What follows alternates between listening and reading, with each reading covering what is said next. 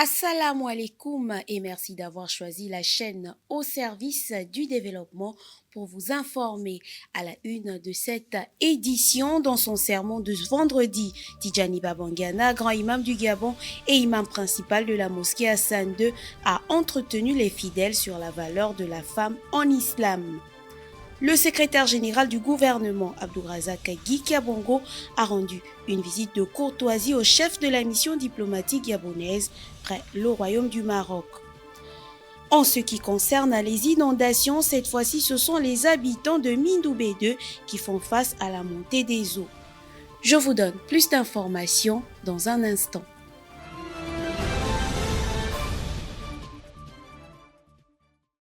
Ouvrons ce journal avec l'actualité du chef du gouvernement.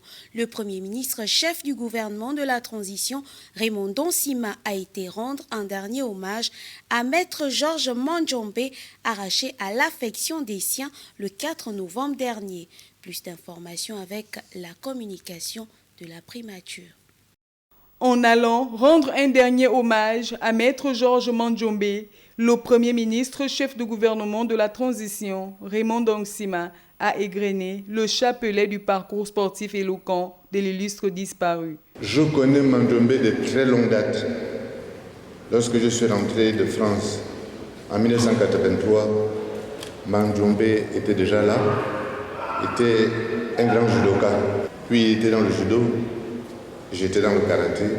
Je me suis occupé de l'équipe nationale de karaté du Gabon pour essayer d'en mettre une en place.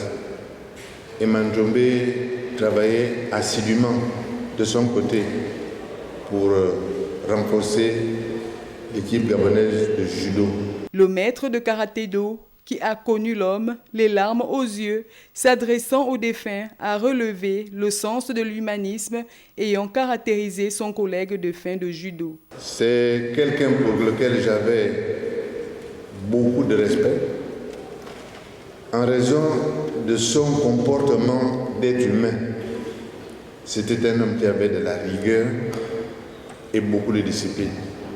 Les efforts que Mandjombe a fait, les renoncements auxquels il a dû consentir et la vie qu'il s'est donnée, tout ça aura un sens si les enfants qu'il a eu à former, si les gens qui vont assurer sa succession le font dans le sens et dans l'esprit de ce que lui-même a fait. Au moment où il regagne l'au-delà, Maître Georges Mandjombe avait été hissé au grade de 7e dan de judo.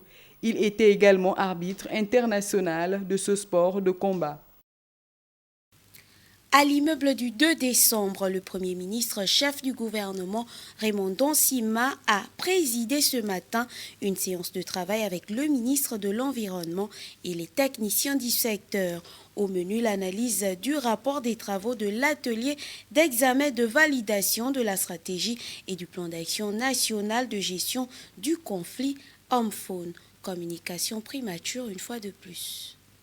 La présentation des recommandations des travaux de la télé nationale sur le plan d'action visant à résoudre le conflit homme-faune au Gabon a constitué évidemment le centre d'intérêt de cette séance de travail entre le Premier ministre, chef du gouvernement de la transition, Raymond Donsima, le patron de l'environnement, ses collaborateurs et les experts du secteur.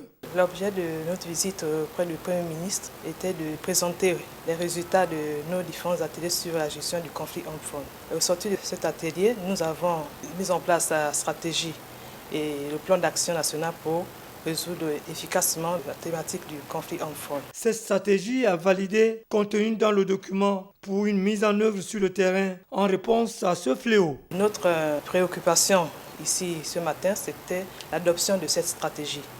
Par l'adoption de cette stratégie, nous allons pouvoir mobiliser des fonds qui pourront nous aider pour résoudre le problème de manière durable du conflit homme-faune.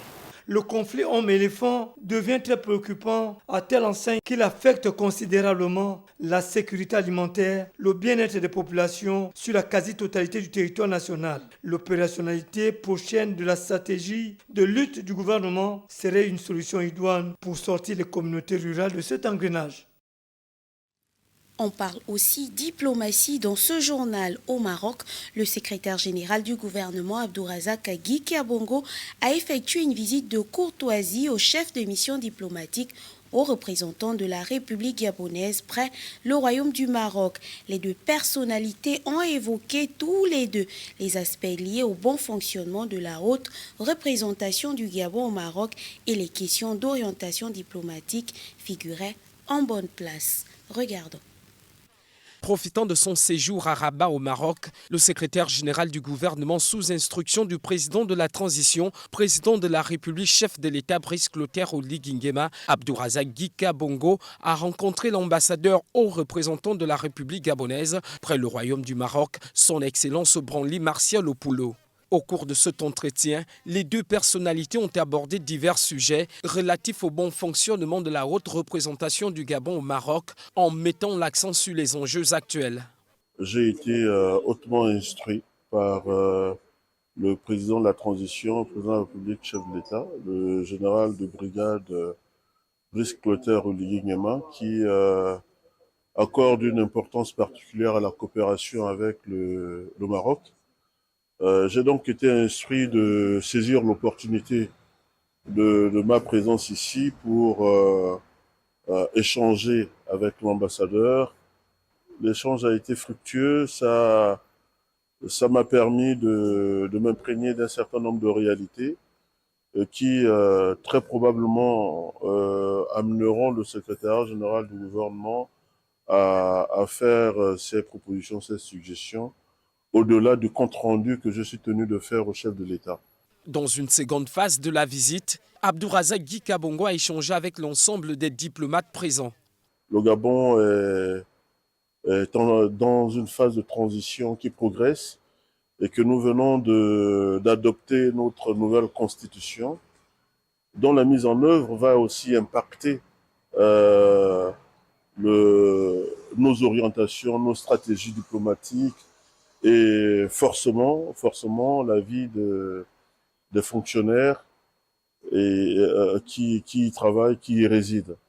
Et pour toutes ces raisons, il était de bon aloi que déjà nous évoquions la question avec l'ambassadeur et aussi avec les diplomates pour qu'ils soient imprégnés au quotidien de ce qui se fait au Gabon, mais surtout des avancées constitutionnelles que nous avons amorcées.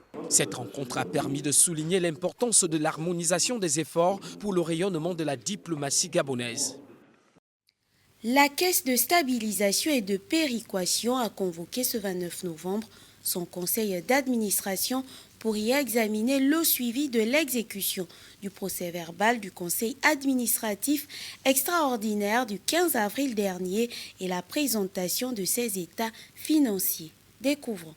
Au menu de ce conseil d'administration de la Caisse de stabilisation et de péréquation tenu ce 29 novembre, 2 points étaient inscrits à l'ordre du jour. C'était un conseil d'administration extraordinaire au cours duquel les administrateurs sont passés en revue de l'exécution des dernières décisions, des dernières résolutions qui avaient été prises. Les administrateurs ont voulu s'assurer que toutes les résolutions qui avaient été prises lors du dernier conseil ont effectivement été mises en œuvre. Et il s'est agi aussi de regarder les comptes financiers des exercices allant de 2016 à 2023. Nous avons profité pour régulariser un peu notre comptabilité qui n'était pas régulièrement tenue jusque-là, surtout depuis 2016. C'est pour entrer dans les meilleures pratiques en vigueur. Au titre des divers de ce conseil d'administration qui pourrait sonner le glas de cette année 2024, le lancement imminent des travaux de construction du siège de la Caisse stable. Je vous l'ai dit en titre, les populations habitant le quartier Mindoubé 2, situé dans le 5e arrondissement de la commune de Libreville, ont les pieds dans l'eau, ne sachant plus à quel sens se vouer. Les averses répétitives qui s'abattent sur le Grand Libreville, combinées à l'obstruction déversant directement les crues d'eau dans leur habitation. Les détails avec Tétis Makita. Parmi les nombreuses victimes de ces inondations à répétition, liées en grande partie par l'action humaine, ces familles du quartier Mindoubé 2, situées dans le 5e arrondissement de la commune de Libreville, qui n'ont aujourd'hui que leurs yeux pour voir leurs investissements se désintégrer au fil du temps. Vraiment, nous souffrons ici. Nous souffrons de pluie fort longtemps, depuis que la bise a été fermée par les gens qui ont construit au milieu de la bise.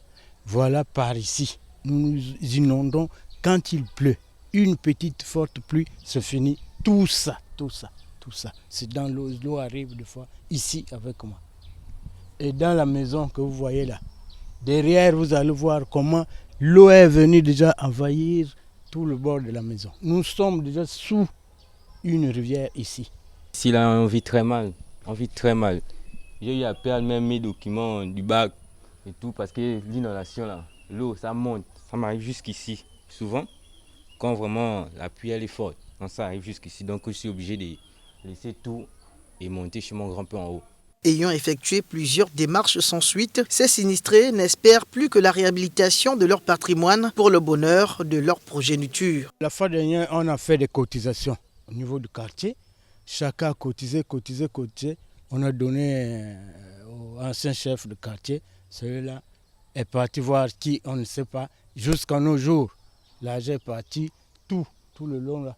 On n'a rien bénéficié. Et quand il pleut, c'est que vous voyez l'exemple de matelas partout. Aujourd'hui, quel est le message que vous adressez aux autorités de la transition? Nous voulons que vraiment, ici, ils peuvent nous libérer la canalisation, comme dans les autres quartiers, ça nous ferait plaisir. Vivement que les autorités de la transition jettent un regard particulier sur cette situation qui n'a que trop duré.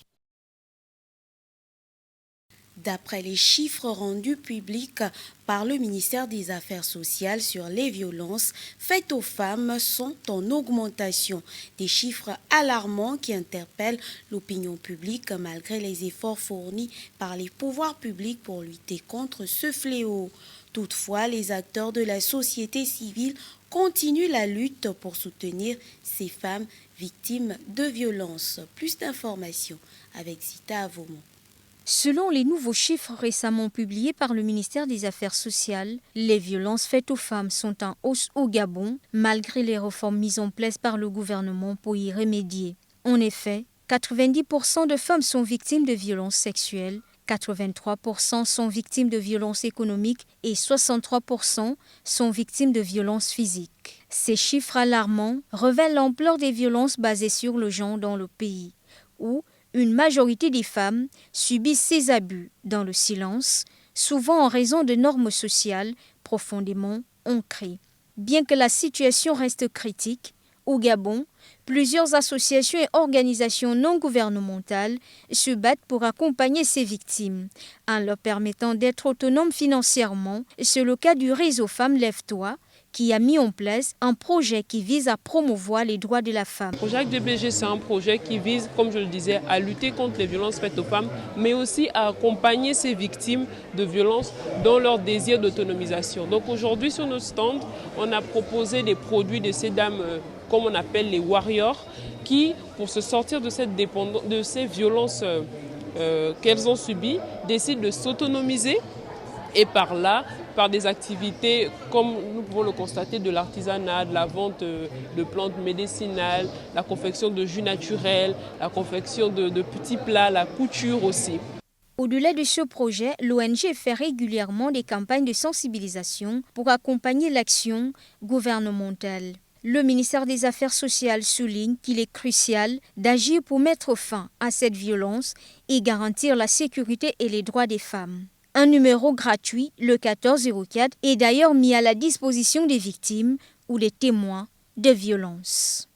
La campagne de sensibilisation et de lutte contre les cancers masculins Novembre Bleu ne se relâche pas.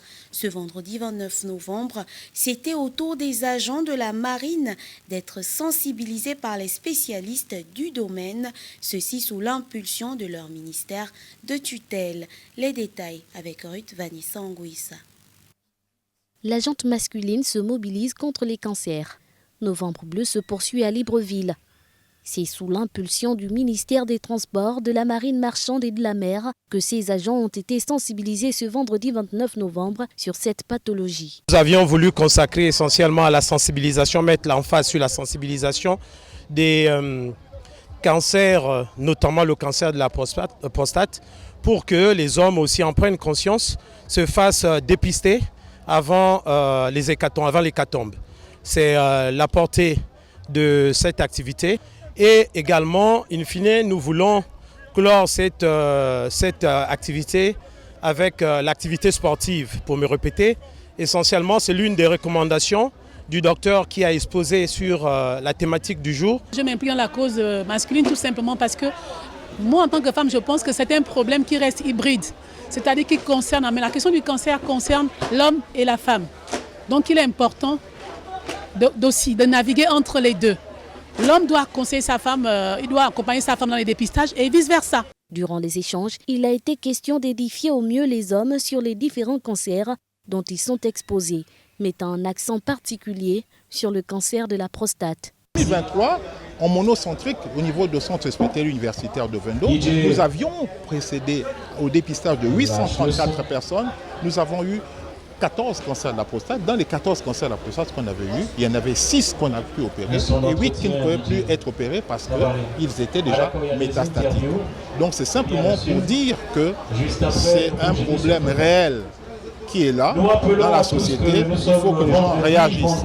Et maintenant, pour pouvoir conclure, depuis que nous avons commencé à l'Institut de maladies infectieuses, professeur Daniel Gauma, nous sommes pratiquement bientôt à 700 patients vus en dépistage. Dans les 700 patients, on est tombé d'emblée sur 5 cancers francs. Donc c'est quand même important que de le souligner. Ça veut dire que, messieurs, pensez à vous faire dépister. Et ce n'est pas tout de se faire dépister. Sachez que derrière, il y a une prise en charge. Ne pensez pas que dès que vous allez faire le dépistage, c'est tout de suite le toucher rectal. Je vous dis non, messieurs. Allez-y dans les 29 structures médicales qui ont été retenues par le ministère de la Santé du Gabon pour pouvoir vous faire dépister. C'est quelque chose de très simple. Nous allons nous faire dépister le plus tôt possible parce que ce sont les consignes du médecin. Plus tôt on est dépisté, mieux ça vaut. Voilà. Donc la jante masculine était suffisamment hésitante dans ce sens à cause de certains préjugés. Mais comme le disait déjà un participant, il faut lever tous les tabous et aller volontairement se faire dépister. Il en va de notre vie et de l'équilibre de la famille. Rendez-vous ce vendredi un match de football, une activité physique qui cadre parfaitement avec les recommandations du spécialiste pour prévenir les cancers. C'est sur cette belle note que s'est achevée la rencontre de ce jour. Le rendez-vous est pris pour la prochaine édition. Ouvrons le volet religieux de ce journal. Concordant avec la célébration de la lutte contre les violences faites aux femmes à la mosquée Hassan II ce vendredi, c'est sur la valeur de la femme en islam que l'imam Tidjani Babangana a axé son prêche. Aliou Chivongo. Ce vendredi à la mosquée Hassan II de Libreville, l'imam Tidjani a tenu un sermon captivant sur la valeur de la femme dans l'islam. Dans son discours, l'imam a mis en lumière l'importance et la dignité accordée à la femme dans la religion musulmane, soulignant que l'islam, loin de marginaliser les femmes, leur attribue une place de choix dans la société. Il a évoqué les enseignements du Coran qui prônent l'égalité entre les sexes en matière de droits et de responsabilités, tout en respectant les spécificités et rôles de chacun. La femme, dans son rôle, dans le foyer, elle est la mère éducatrice. To'ani mashaka, Adida, elle rencontre des difficultés. Parmi les difficultés, le fait simplement, lorsqu'elle est enceinte, vous vous imaginez cette femme lorsqu'elle est enceinte, les difficultés que nous connaissons, et là je m'adresse aux hommes mariés, à ceux-là qui ont déjà des enfants. Nous observons la femme pendant 6 mois, elle rencontre des difficultés. Elle a cette douleur qui est permanente. Cette difficulté de porter un bébé. Et même après l'accouchement, c'est également les mêmes difficultés. C'est pourquoi l'islam a donné une place prépondérante à la femme. Il a donné son droit, parce que la femme a des droits. Ces droits-là, l'homme doit les respecter. Et quels sont ces droits? Comme lorsque Muawiyah est venu poser la question au prophète Mohammed sallallahu alayhi wa sallam. Il lui posa cette question. Il lui dit, Ya Rasulullah, ma haqqu zawjatu ahadina alayhi. Quel est le droit de la femme envers nous? Quel est le droit de cette femme? Et qu'est-ce que le prophète Mohammed sallallahu alayhi wa sallam va dire en répondant? Il dit ceci: Qala an-nabiy sallallahu alayhi wa sallam an tut'imaha, que tu puisses lui donner à manger. Parce que ton rôle en tant qu'homme, quand tu gardes, tu as épousé cette femme. Cette femme qui était une jeune fille, elle était dans les responsabilités de ses parents. Elle mangeait, elle s'habillait, et qui assurait cela? C'était les parents. Mais lorsque toi tu vas demander la main de cette créature humaine qui a une valeur auprès d'Allah subhanahu wa ta'ala et qui a une valeur auprès de sa famille, mais tu es en prenant cette responsabilité, tu dois assurer la continuité. Tu dois la nourrir comme tu te nourris toi-même. En conclusion, l'imam a rappelé les fidèles à promouvoir le respect et l'égalité entre hommes et femmes, tout en mettant l'accent sur l'importance de l'éducation et de la prise en charge des droits des femmes dans le cadre des principes islamiques. Son sermon a été un moment de réflexion et de sensibilisation pour la communauté musulmane présente à la mosquée. Le grand imam de l'Ogooué-Maritime et le représentant provincial du chef de la communauté musulmane du Gabon se sont rendus ce jour à la mosquée du Grand Village pour marquer la grande prière hebdomadaire de ce vendredi 29 novembre 2024. Ce déplacement s'inscrit dans le cadre de leur tournée lancée il y a un mois à travers les différentes mosquées de Port-Gentil. Sur place, le sermon de Mohamed Avissa Kamara a été axé sur la crainte d'Allah. Suivons cet élément. La mosquée du Grand Village constitue la deuxième étape relative à la tournée communale entamée en octobre dernier à la mosquée de la Balise par le grand imam de l'Ogooué-Maritime, assisté du représentant provincial du chef de la communauté musulmane du Gabon. On remercie les grands imams de l'Ogooué-Maritime et les représentants des conseils islamiques de l'Ogooué-Maritime.